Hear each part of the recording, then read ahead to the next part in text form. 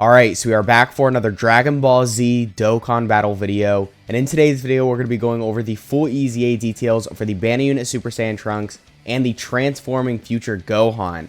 So I did a showcase on this guy a couple days ago at this point, and this guy had a very good skeleton for his EZA, so definitely really hyped to get into his details, but we're going to start off with the Trunks, and then we'll go directly into the Gohan. Now, of course, shout out to Goresh for doing the translations. So first off, his leader skill is Bond and Master and Disciple, category Key +3, HP and attack and defense plus 130%. Really? Only 130? Alright, I mean, yeah, I guess for a EZA like this, it's about what we expected.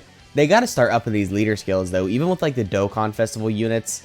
I mean, I guess 170 isn't horrible, but, I don't know, for a leader skill like this, 130 is just not good enough, right?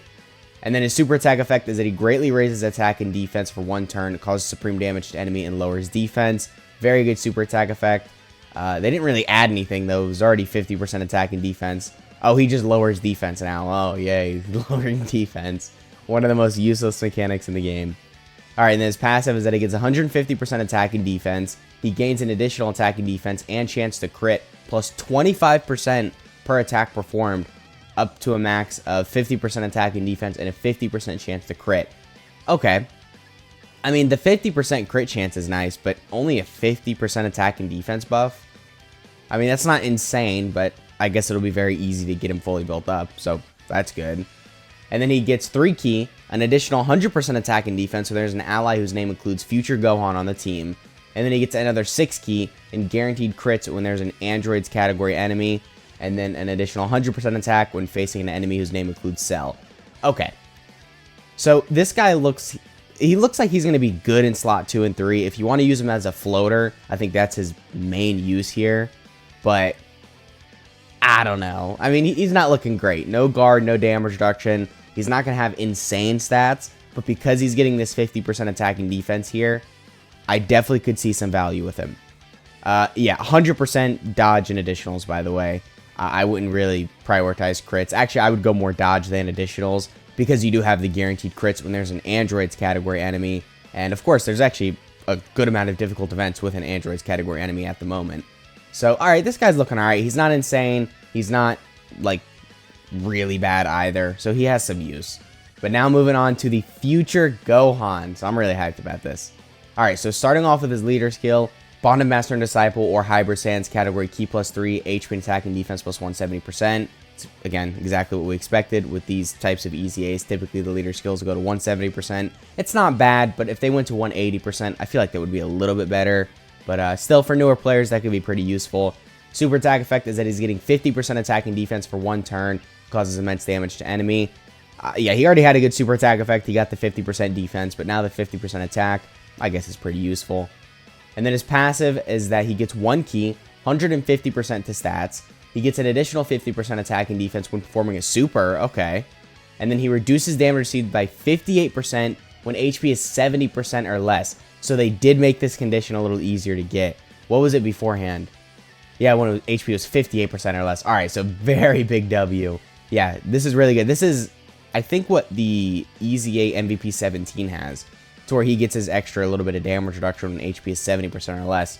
So view this EZA very similar to him. You know, if you've got this damage reduction, then this guy's going to be busted. Probably even really good for slot 1.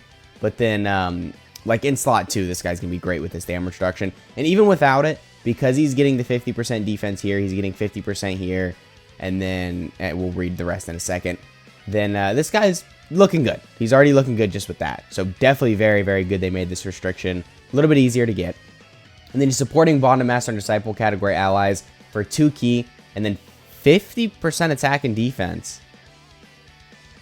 Okay, they really bumped this support up. I wasn't expecting that. Alright, pretty useful. And then, oh, okay. And then a high chance to guard all attacks when there's an ally whose name includes Trunks. Okay, not a big fan of high chance to guard or a chance to guard whatsoever. But the fact that this guy has 58% damage reduction, a lot of defense on super, I'm okay with a high chance to guard, because honestly I didn't expect them to give him guard. But okay, that is really good. So run him with the Trunks, definitely, especially because it helps his transformation out a little. But yeah, this guy's looking good.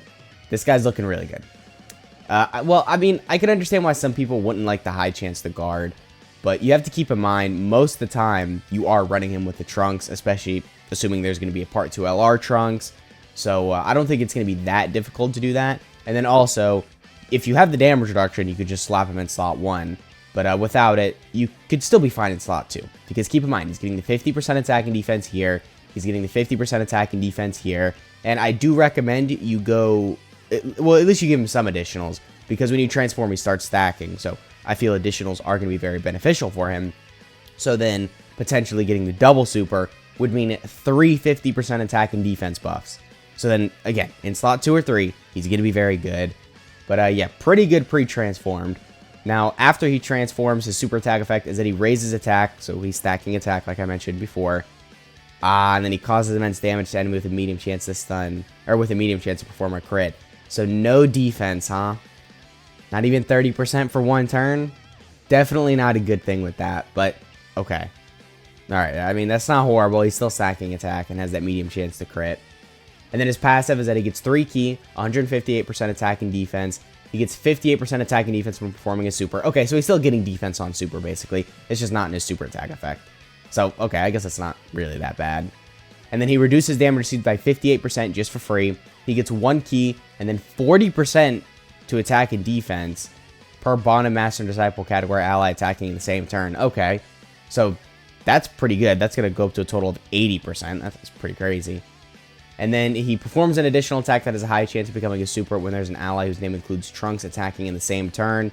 And then it launches an additional super attack when there's an Androids or Future Saga category enemy. Okay, that's really good. So I mentioned earlier, there's a good amount of Android like difficult events right now, or difficult events with an Android category enemy. But having the Future Saga restriction in there as well is really good, because actually we're going to talk about this in a minute. There's a lot of Future Saga like difficult events, so definitely very useful with that. This guy's looking really good. I've heard some, you see some talk here about him being a little underwhelming. I think my thing is that this guy is underwhelming, but this Gohan looks perfectly fine. Actually, this Gohan looks really good, I would say. So definitely very impressed with his EZA. I mean, I said this in my showcase from a couple days ago. It would have been very hard to fumble his EZA. So, it makes sense that he's very good. But definitely a W on Dokkan's end. So before we end this video, I do want to go over a couple things. Like I mentioned with Future Saga difficult events, we are getting more Future Saga difficult events. As you can see right here, for the Dismal Future Red Zone, you can see the little icon for the LR Goku Black and Zamasu, and then they're talking about Stage 4.